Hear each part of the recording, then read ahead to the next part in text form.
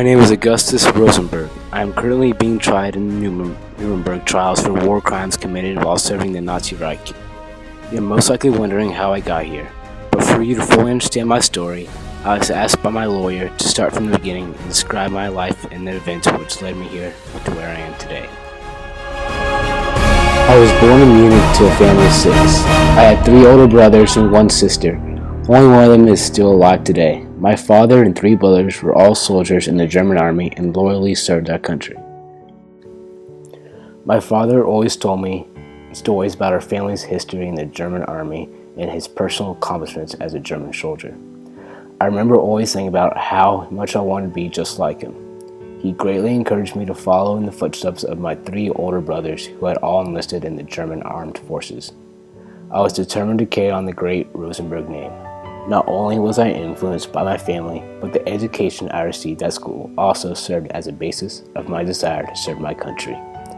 I distinctly remember excitingly participating in class discussions about how Adolf Hitler was going to make Germany the most powerful nation in the world.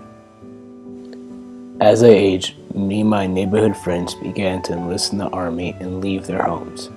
I distinctly remember looking out the window with my neighbor, Heidi, as her older brother left their home to join the army. Heidi and I were always close as kids. Her father and my father served together as highly ranked officers in the German military. She was one of my best friends, and I always hoped that we would be something more in the future. Then the day came for me to finally leave and officially join the German army. Although I was sad to leave my family and Heidi behind, I was overwhelmed with excitement and ready to embark on my new journey. My perception of the army quickly changed when I was given my first duty as being toilet boy. The first few jobs I received weren't as glamorous as I thought they'd be. However, they progressively improved as time went on. Without these lousy jobs, I wouldn't have received my letter from General Christoph inviting me to work at the well-known Auschwitz. I accepted immediately, knowing that this would grant me more opportunities to become a highly ranked officer. Soon after being transferred to Auschwitz, I ran into my childhood friend Heidi. Our friendship was instantly rekindled and slowly progressed into a relationship. She was living with her brother Eric. We were constantly with each other and deeply in love. At this time, life was great. I had a wonderful relationship with Heidi, and my superiors were impressed with the progress that I was making.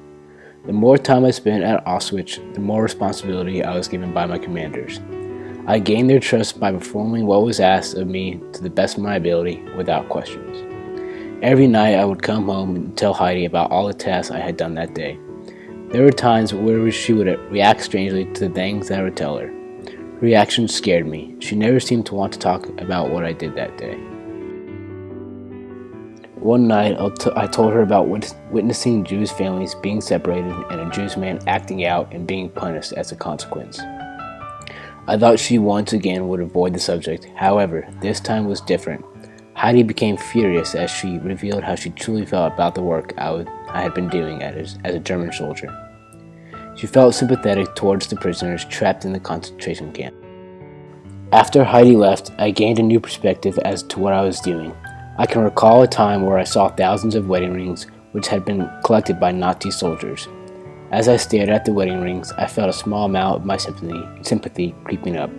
Before Heidi left, I wouldn't have given this situation a second thought, but the rings only reminded me of what we could have been in the future and how the German soldiers were separating thousands every day.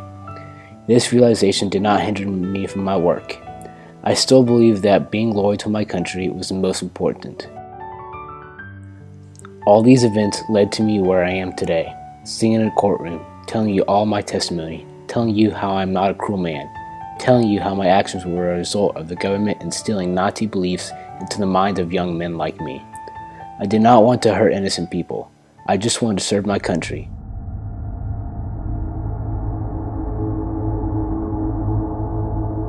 In the case of Augustus Rosenberg, the defendant has been found